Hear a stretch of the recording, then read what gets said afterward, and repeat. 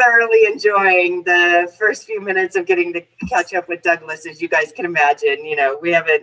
We were just trying to figure out, it's probably been about 9 years since Douglas and I had a chance to connect, see each other and talk. So we're telling funny stories. Yeah. Well, welcome. First of all, I just cannot thank you guys enough for this opportunity of allowing me to invite one of the coolest kids in the world to come and talk to you and share his experiences. Douglas, just so you know, my team has been reading your book, and I know that I've been communicating that to you. And so they reached out to me and asked if there was any way that I thought you would be a special guest. And of course, I jumped on it. But I just kind of wanted to share with you. I'll let them introduce themselves really quick. And then I sent you the questions, so you've seen some of those questions. But I have an amazing group of people that I get to work with every day here. And so our school, we have 2 schools. Inspire is kindergarten through 12th grade. That is about 1,800 kids. And then we're all virtual. And then we also have Empower for at-risk high school students. And we have 72 students in that school. And then that one will be expanding this next year. And let's see, with that, I'm just going to go through. I'm going to let you guys come on off of mute and introduce yourselves too. Everybody will jump off at once. Oh, I'll go first. Hi, Douglas. I'm Stephanie Ryder. I teach middle school special education here at Inspire. That's really cool. I'm Doug. Nice to meet you. Thank you for joining us today. No problem. I'm always up for stuff like this to raise awareness about certain things. We appreciate it. Yeah, I'm glad to hear Douglas. that. Hey. My name is Benjamin Henderson, and I teach English and journalism here at Connections Academy. Nice to meet you. Nice to meet you. I love the beard on you. Hi, Doug. I'm Amber Lynn Hansen, and I teach kindergarten here at Inspire. Nice. That's really great. Hi, Doug. I'm Heidi Crane, and I teach 2nd grade. That's really cool, but what's with the blurry background? I don't know. While I was waiting to get into the wrong address, I just was messing with my background. Is there like a green screen there or something? No, I think it's part of the Zoom program. You can change your background on Zoom. So a lot of times I make mine the beach just so I can pretend to always be there. Yeah, this is my background and this is who I am. Relentless and unstoppable. That's a good way of looking at life. Yep, there's the beach. How'd you get there so fast? I tell ya. I'm Denise Allen, and I also teach kindergarten, and I'm trying to figure out how to change my background, and I can't figure it out. Go down to the video icon, Denise. Video? Yeah, on the bottom. Okay. And there's a drop-up menu, and it says choose virtual background. It would probably be like the 3rd item down. There it is. Hey, guys. Yeah. You want to see something interesting? Look, my eyebrows are bigger now. Ooh. They're popping, huh? Hi, Douglas. My name is Kelly Metzger, and I also teach 2nd grade here. Nice to meet you. So glad that you're here. Yeah, I'm glad to be here for sure. Wonderful. Yep. I love that you're relentless and unstoppable. Yep. And look, now the eyebrows are gone. Hi, Doug. I'm Patience, and I teach 1st grade here at Inspire. Oh, man. I didn't realize there were so many people on here. Good morning, Douglas. My name is John Bakewell, and I teach special needs. Love it. Really cool, man. I'm glad that you do that. Oh, thank you. I appreciate that. Love your shirt. Oh, it was a graduation gift. Pretty cool. I can't remember what my graduation gift was. I'm gonna have to remember. Good morning, Douglas. I'm Brandy. I'm one of the admin assistants here, and I support all the teachers and staff. Pretty cool. Relentless and unstoppable Doug. That's who I am. Very nice to meet you. And maybe the last one. I'm Kenney McAllister, high school assistant principal. Pretty cool. High school. Very interesting time it was. All right. Well, Douglas, I am going to turn it over. I believe Stephanie is going to kick it off with some questions. And we'll just go ahead and get rolling if you're ready. I'm ready. Oh, Doug's ready too.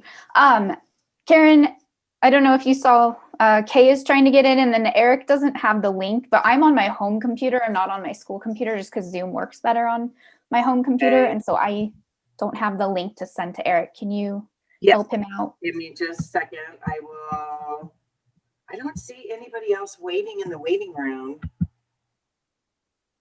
But oh, Kay's already here. Oh, okay, great. Okay. Oh, Eric's in too. Okay. Eric, okay. Okay. Someone else must send him a link. So, okay, awesome.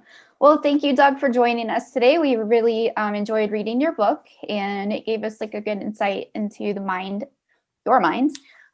So please just tell us a little bit about yourself, like a general intro. Oh man, where do I begin? Here comes a 3-hour-long chat or monologue. We only have till 10. But just kind of give us like a basis of who you are. How old are you? How old were you when you wrote the Green Flags to Blue Flags book? And where do you live? And what do you do for work? And what are your hobbies? All righty. To tell you a little bit about myself, I'm 22 going on 23 years old. I was born in the year of 1998, and 98 is one of my favorite numbers because of it. And I'm originally from Estes Park, Colorado, and I went to school with Karen's daughter, Kassidy. And we both kind of had a similar journey through school because we dealt with personal struggles, I believe. You know, her struggles were probably my struggles were different than hers in some areas, but in some areas they were similar. But yeah, I came to Florence, Arizona after 14 years of living in the Rocky Mountains, and I went to high school at a school district in Florence. And at first it started out very well. It was different from my previous school years because Estes didn't quite have what it took for someone like me to be successful. And so I came to Arizona for hoping for, greener pastures to an extent. And at first things started out well for me at my high school. There was a point where I was a very successful student with straight A's, and with help from an instructor, I wrote and published my very first book. And there was a point where during my freshman year, where I won several consecutive Student of the Month titles. Like, my Student of the Month titles became so common that before each assembly, before they awarded them, other students were basically saying, well, we know who's winning this one. It was pretty funny. And then what happened was, after that, I went to promote my first ever book at a transition conference in Scottsdale. And that was the first time I went to a professional event, and I did a book signing there where I got to promote my book and even interact with some people that were famous, but that have gone through similar struggles. Like, I met Brad Cohen, that author with Tourette syndrome. And I also believe that Nick Vujicic was there, the guy without arms and legs, if I remember right. I think he was there as well, or I could be thinking of a different event, maybe around the same time, but I think he was there as well, and I got to meet him. And then what happened was, after that, things went downhill for me for a number of years. I started dealing with certain things related to my autism. Like I started dealing with demons, and I had some things going on in my personal life that I won't get into, but the result of that was I had like 3 years that were extremely bad, pretty much. And I started struggling academically, and, you know, by 2016, it didn't seem like things were going to get better, because I just had 3 years where just nothing seemed to go right for me. And then due to circumstances, my parents divorced.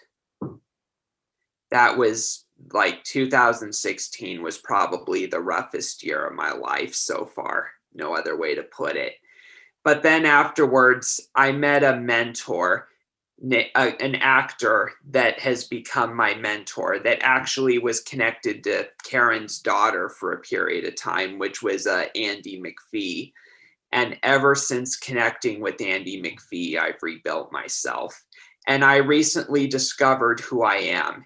After high school ended, I took a well-deserved break. It was really well-deserved. After all the effort and all the effort and the stuff I went through, it was well-deserved. And during that time, I rebuilt myself with help from Andy. And a while ago, we finally discovered what my purpose is as far as my professional career. We're going to try to start a business that involves creating social media profiles for people on Facebook and Instagram, and even content for social media. We're going into a business involving content creating. Well, that's so cool. Thank you for sharing that. When we were reading your book, we were kind of curious about why did you title it From Green Flags to Blue Flags? Well, it's kind of a funny story. I titled it that because it's significant to my passion at the time. In motor racing, which was my passion, it still is to an extent, but not as much as it used to be. But in motor racing, the green flag means, in my title, it means the start of my life. And in some motor racing jurisdictions, the blue flag is the halfway mark of a race. So it means pretty much now in the title. The blue flag means now. It basically means from my birth to now. That's basically what it means. Awesome. That's great. Thanks for sharing that as well. We were also wondering, I know you talked a little bit about this in parts of your book, but what do you hope people will learn from reading it? What I hope that people will learn from reading it is that when someone is going through struggles like me, first of all, the world needs to understand that sometimes people aren't brought up to be bad people. Sometimes the reason they're acting out of sorts is because they're going through some personal struggles that their victim doesn't know about. And I was going through the hormones of being a teenager. And one of the problems that I had with my high school was they didn't seem to have any concern that I was not in a good place. Their only concern seemed to be whether I was following the rules, even with the stuff I was going through. Like, they didn't seem to care that I was not in a good place. You know, they only cared whether I was following the rules. And, you know, I get that you have to follow the rules because, you know, that's part of a thing.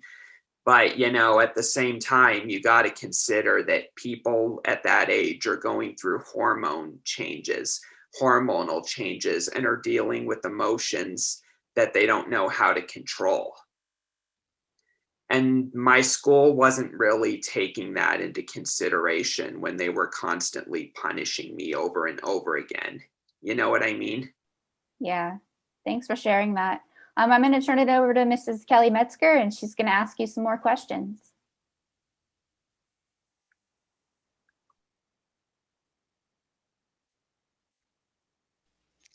Find my mute button there. I appreciate it. I'm going to ask one question real quick before I ask the next questions. And that is when you are mentioning your school just now, the school not understanding, is that any of the schools that you mentioned in the book, or is that your high school specific? Well, it's probably a mixture of both, because there were some issues that the Estes school had. But the one I was referring to in this particular book was my high school, because that's what it focused on. It focused more on that compared to Estes. So Okay. yeah, I was referring to my high school. Okay, wonderful. Thank you. I put thumbs up earlier when you mentioned Arizona, because that's actually where I live. I'm in northern Arizona. So the next questions we have here is, how has writing this book helped you today? I know you've kind of gone over it a little bit, but how has it helped you proceed? Can you say that part again? How has it helped you proceed? How has it helped you go further? It got a lot off of my chest, there were some people that were wondering years ago why I was acting like I was. And I kind of felt like I answered a lot of questions through the writing of the book, kind of telling people, that I was dealing with some personal struggles and some inner demons and all that. And, it got a lot off my chest. And my hope for it is to raise awareness about, how to figure out ways that we can help teenagers deal with the hormones and the changes that they go through. And I think it helped me just get a lot off of my chest and be able to tell my story in a way that was more mature than it would have been a few years before. Okay, wonderful. Thank you so much. And you've mentioned it a little bit with the different places that you've been and the people that you've met, but how has your life changed since you've become a published author?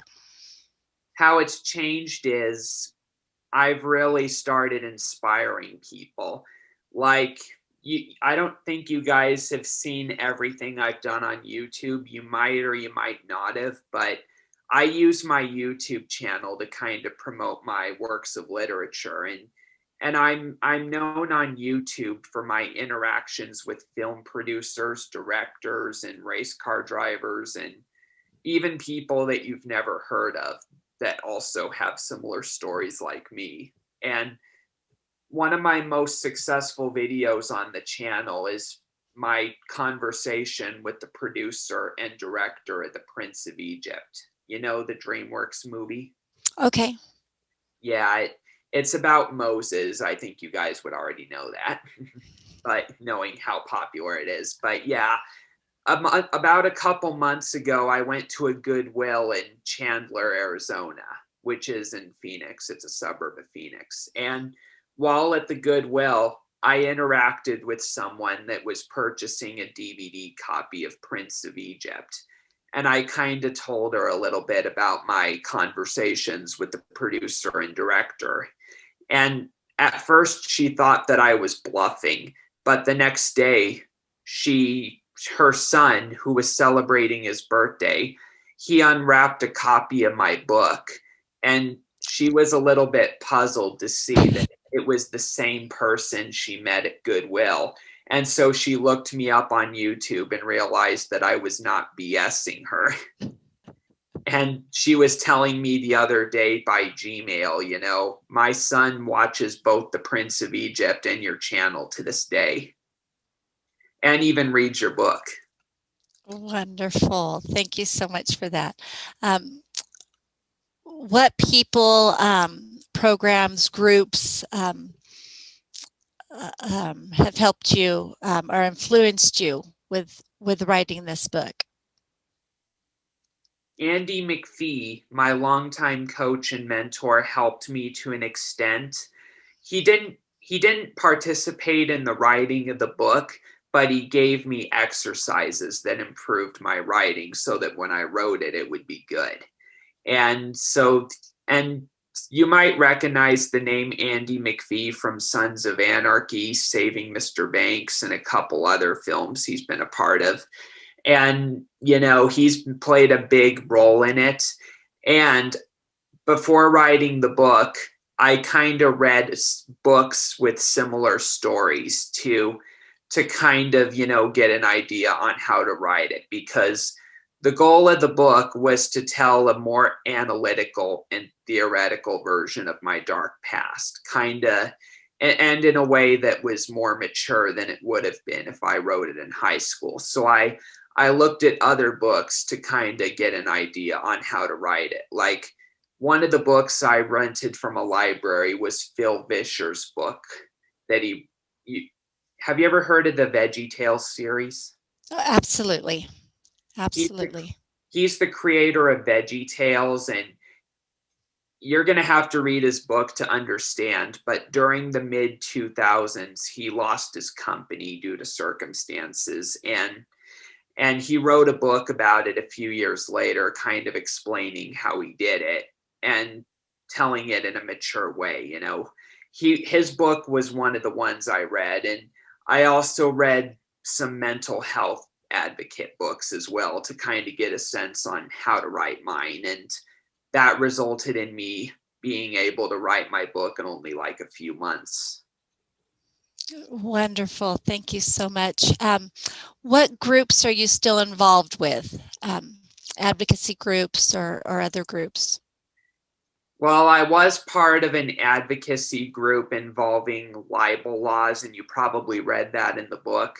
But I ultimately decided a year ago to not pursue that any longer because I kind of was taking it a little too seriously than I probably should have. And it was causing me to have a few setbacks with my autism. And I just decided a year ago to not pursue that any further and to just do different things, you know. But other advocacy groups that I'm a part of, I'm very outspoken with anti-bullying and mental health and autism awareness. And you probably heard about Greta Thunberg, that autism activist that talks about climate. I've been involved in several groups that are similar to that, and she's a major figure in some of the groups that I'm a part of, but I've not interacted with her, obviously, but she's a major figure in it. Fabulous. Thank you. Do you still keep in touch with Damian? You mentioned Damian quite a bit in the book. Oh, yeah, Damian. Yeah, I see the smile on Karen's face. Yeah. Yeah, Damian, we're really inseparable. And he was known at Estes Park School District as one of the popular kids because of his very popular ventriloquist act. Did you see that, Karen? Yeah, does Damian still carry his platypus around? He does. In fact, when I chatted with him the other day, he was pretending to use it as a shotgun to me when I was messing with him. And I was like, that's a platypus. What do you expect to do with it? That's awesome. Yeah. In fact, you should have seen my video with Damian from last year when I visited him. I did see it. Yeah, it was where we did a minor ventriloquist act together, and he greased my palm, literally. Oh, that's funny. It was I saw a video of you and Damian together, but I'm not sure if that's what it was. Yeah, it was. Yeah, I still keep in touch with Damian, and he's one of the few students in Estes that kept in touch with me. And that's partly because we're inseparable. Like, we've known each other since we were 4 years old. And the Estes students didn't really keep in touch with me after I left. And that's probably because they moved on. And it's gotten to the point where they'll only talk to me if I reach out to them first. You know what I mean? I'll tell Damian I said hello and send my best when you talk to him next. I'm sure he'll appreciate it because he's going through a little bit of similar struggles that I am at the moment. Okay, good to know. My final question until I pass it on to Brandy is, who is Shonda Bird? And what role did she play in helping you write this book? You've not mentioned her so far, but you mentioned her in the book. Oh yeah, she was great. She was my English teacher in my freshman year of high school, and she was one of the people that was a key reason for my success.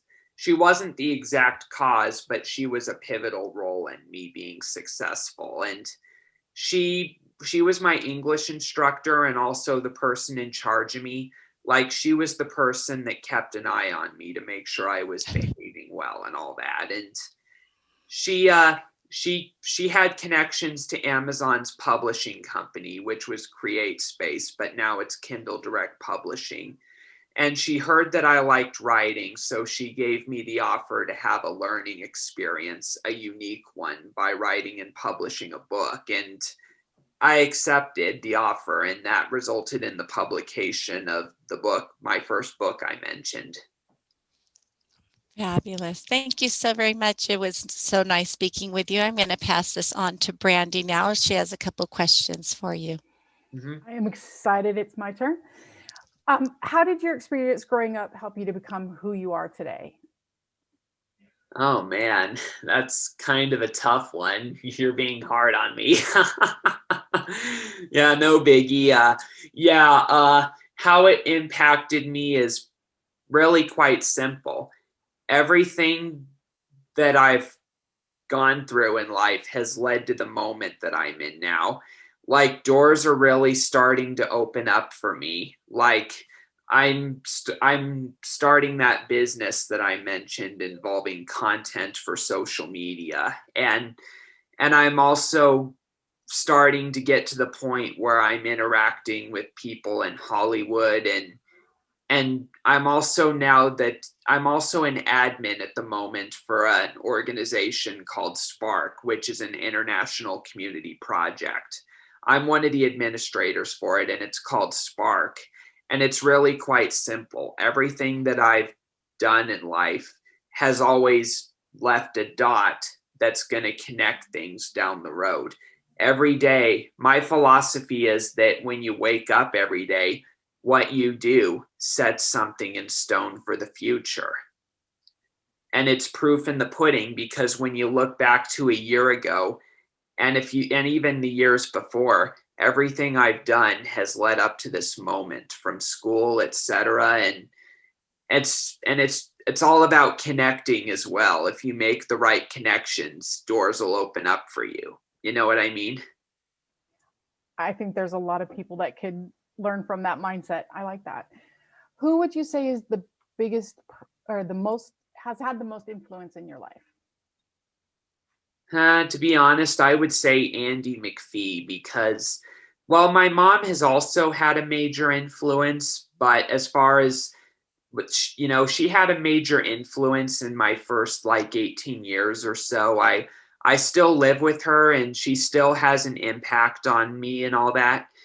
But as time goes on, now that I'm becoming an adult, well, I'm already am an adult, but as I get older, she's kind of giving me more independence, if you know what I mean. And at the moment, Andy McPhee over the past few years has had a major, probably the biggest impact on me, because he gives me things that I take on, and I was able to overcome a lot of the demons through him. You mentioned several important adults throughout the book, from the green flag to the blue flag at the end. Are any of those still people that you would consider as your mentors? Oh yeah, I know who you're talking about now. Yeah. I just realized now I forgot to mention another someone, which is Vic Sifton, and I think I mentioned him in the book. He's a former race team owner of Kanaska Racing, which competed in sports cars back in the 1990s. He played a major role in the sense that he got me in touch with the race car drivers I interviewed, the big ones like Tommy Kendall and Buzz McCall and a few others. Oh, that's cool. I love racing. As we read your book, I was talking, racing opening starts tomorrow night here locally where we all live, and I will be there for sure. I have a question. Who was your favorite author as a kid? I was just wondering, like, who you read. Did you read consistently? Who were the favorite authors of the books you read? Reading was actually a little bit tough for me growing up. I got better over time, and the reason it was tough was because as I got older and went through school, I became nearsighted, and at the same time, I have an eye that's not aligned like it's supposed to, which is why I wear glasses. One of my eyes isn't aligned right. So reading was a little tough growing up, but I actually enjoyed doing it over time. And if I had to pick an author I liked, I would say C.S. Lewis, The Chronicles of Narnia. Excellent author and excellent books. So is he still your favorite author today, or as you've grown and matured, have you developed an affection for any new authors? I like other authors like John Grisham as well, and Charles Dickens, and even Edgar Allan Poe, even though he's dark. Oh, there's a dark side to everything. Wonderful authors. Thank you. Have you always enjoyed writing, or was it something you picked up in your freshman year? Is that really when you discovered writing? Well, I've always liked writing growing up, and I've always enjoyed doing it. Yeah. So I loved your comic books, by the way. The wording and stuff, the sketches that you put in the book, I think were excellent.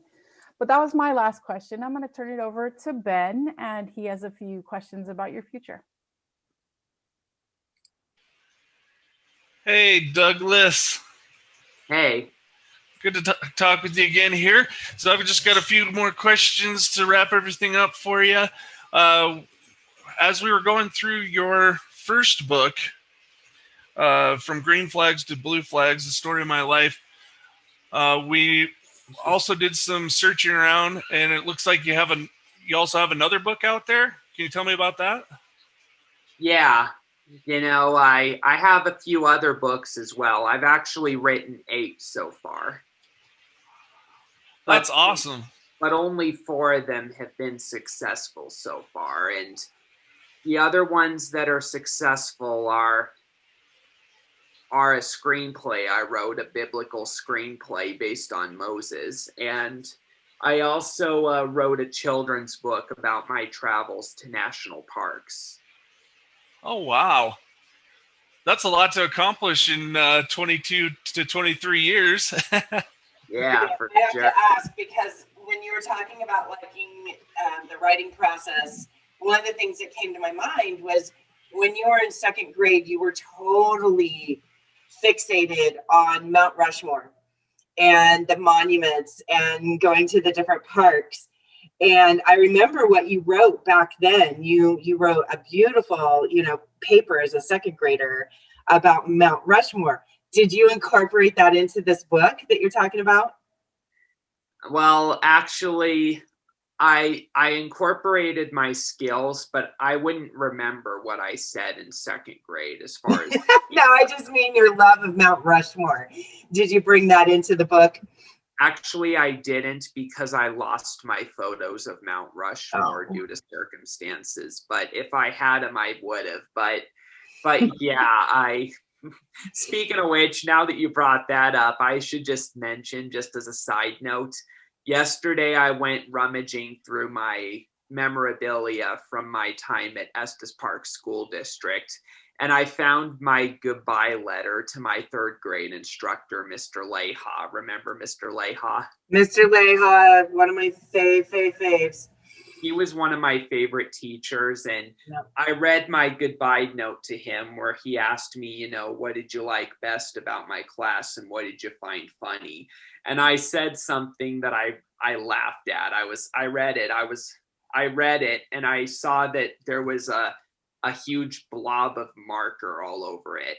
that was looking like money. And I looked down and what it read was, I think Mr. Leha is silly because he made us use paper money, which is stupid.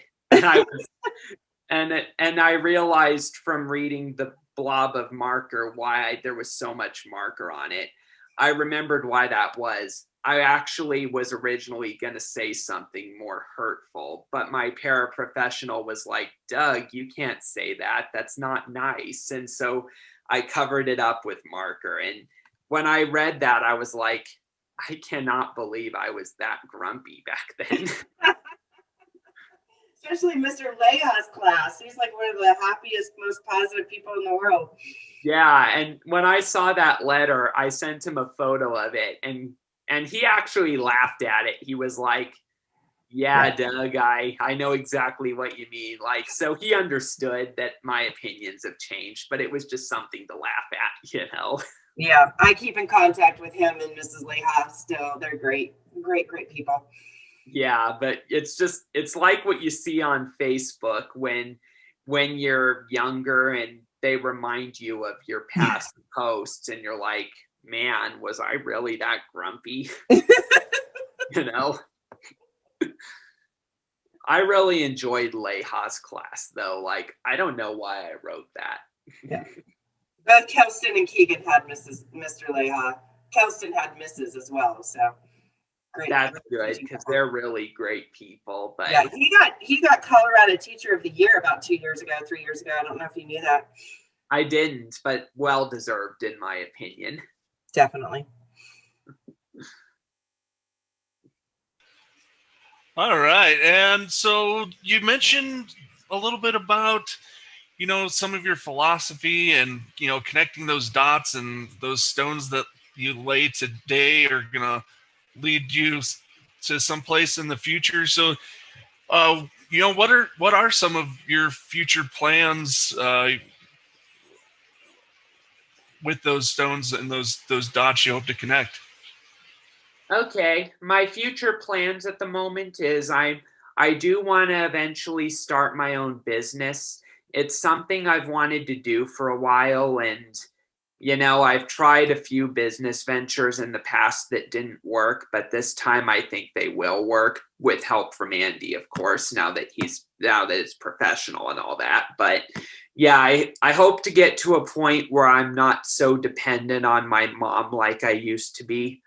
I'm trying to get to the point where I can earn my own income, and I still plan to do writing. Like, I'm currently in the middle of writing another children's book about my health and fitness journey. I won't reveal the content of it yet, but it's a parody of Dr. Seuss's Oh, the Places You'll Go.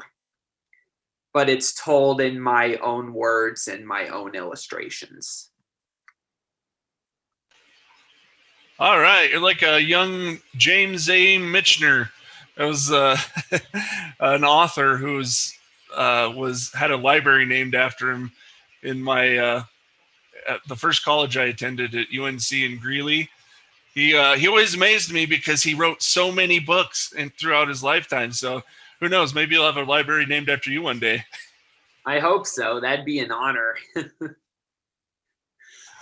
All right, and so, you know, you mentioned earlier that, you know, one of the difficulties you encountered growing up, especially in high school, was just that disconnect between the school and the emotions and hormones you're experiencing as a growing young person. And, you know, that really hit home for me as to how, you know, teachers can better connect with their students and have an understanding of the things that affect their day-to-day life. What other things can we do as teachers to help our students kind of tell their stories and be more comfortable? To be honest, I think teachers need to, I think, get to a point where they start investing more in their students.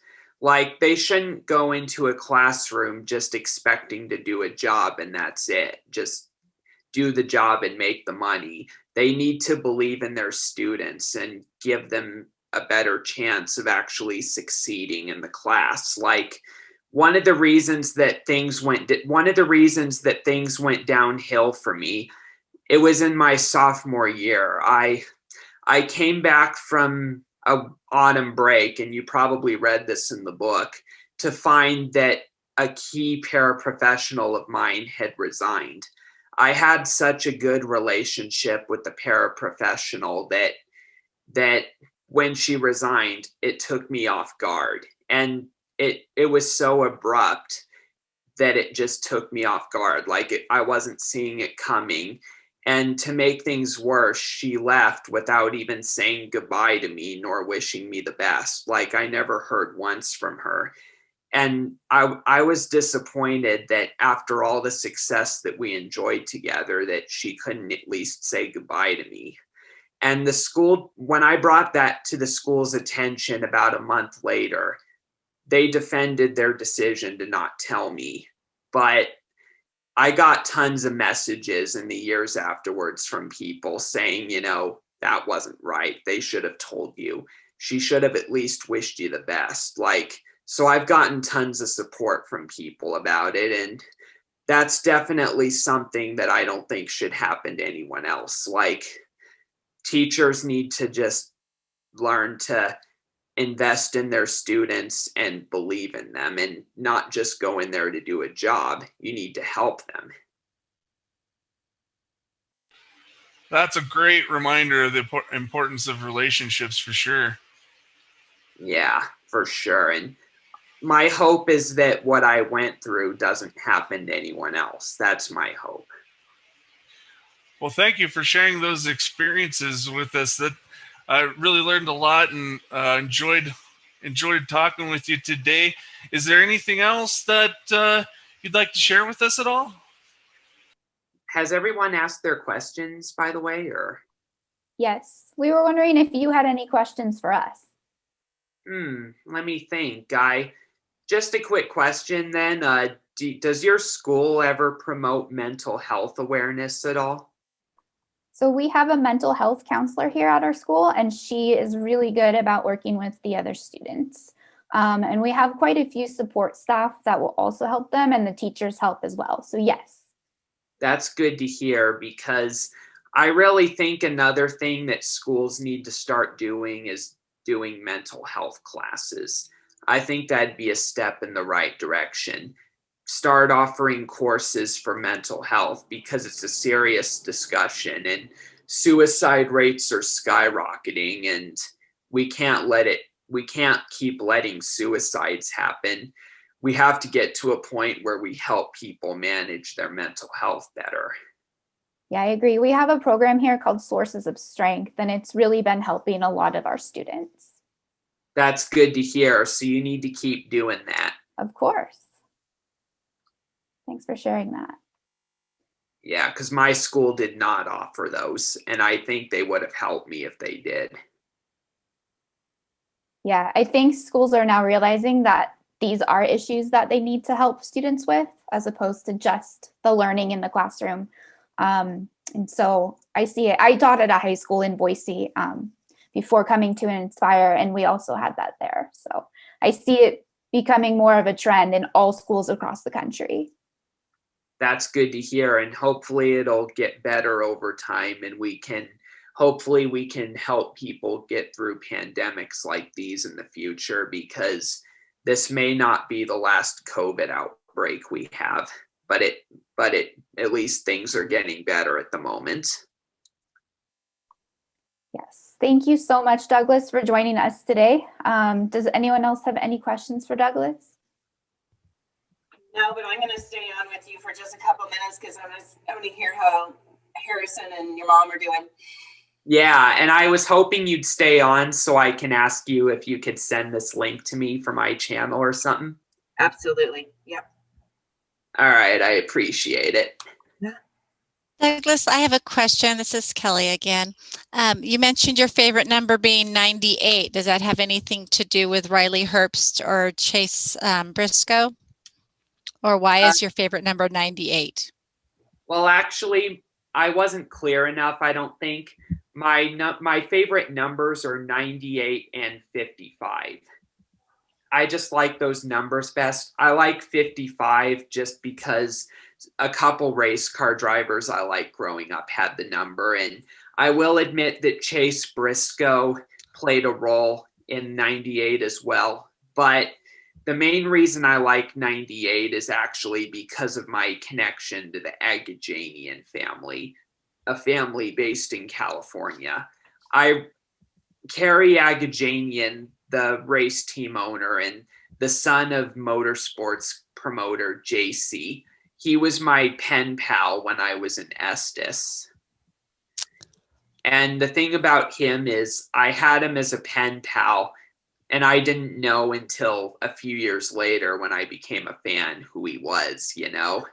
And that made it even better when I realized who my pen pal was. Wonderful. Thank you so much for answering that for me. No problem. Glad to.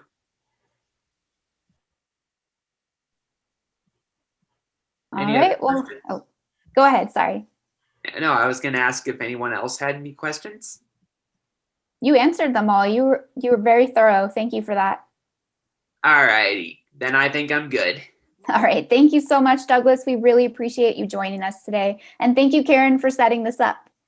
Absolutely. It was my pleasure. Bye. Thank you, everyone.